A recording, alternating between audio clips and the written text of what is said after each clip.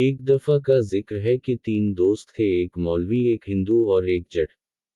इन तीनों ने एक दिन मशवरा किया कि क्यों ना हम सब पैसे मिलाकर खीर पकाएं। चुनांचे सब ने पैसे मिलाकर खीर तैयार कर ली।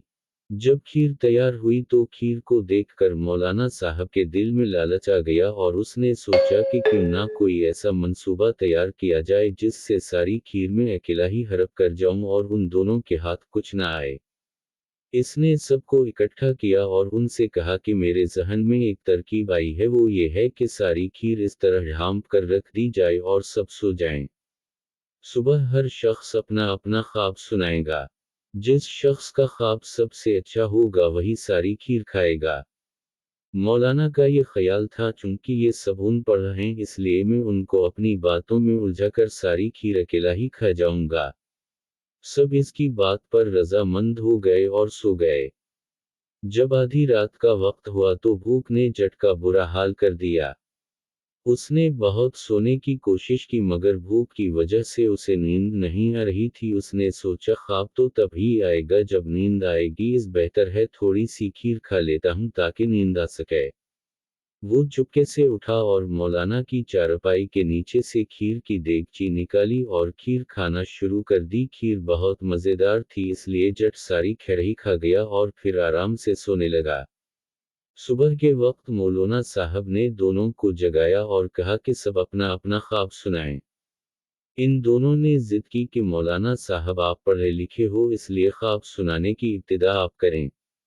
इसलिए सबसे पहले मौलाना साहब ने ख्वाब सुनाया कि रात में आसमान पर गया था, वहां बहुत सैर की, बहुत कुछ देखा। सब ने कहा कि वाकई बहुत अच्छा ख्वाब है। इसके बाद हिंदू ने अपना ख्वाब सुनाना शुरू किया कि वो ख्वाब में दरियाए गंगा पर गया था, वहां वो काफी देर तक नहाता रहा जिससे वो गुनाहों से बिल्कुल पाक साफ हो गया। अब इन दोनों ने जट से कहा कि तुम अपना ख्वाब सुनाओ।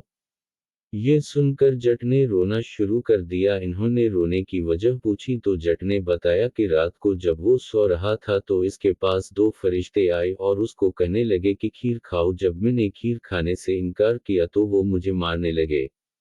मजबूरा मुझे खीर खानी पड़ी। जब आधी खत्म हुई तो मेरा पेट भर गया था इसलिए मैंने मजीद खीर खाने से इनकार कर दिया तो वो मुझे फिर जोर जोर से मारने लगे, इसलिए मुझे मजबूरा सारी खीर खानी पड़ी। इसकी ये बात सुनकर मौलाना झट से बोला, अरे पागल, अगर तुझसे सारी खीर नहीं खाई जा रही थी तो तू मुझे जगा लेता, मैं खा लेता बाकी खीर। जट कहने लगा, मैं गया था आपको जगाने, आप उस वक्त चारपाई पर नहीं थे, मेरा ख्याल है आप उस वक्त आसमान की सैर फरमा रहे थे। इसके बाद हिंदू कहने लगा, तो आप मुझे ही जगा लेते। जट कहने लगा, मैं आपको भी गया था जगाने, आपके सिर्फ कपड़े पड़े थे चारपाई पर, गालिबन आप भी इस वक्त गंगा पर नहाने के लिए गए हुए थे।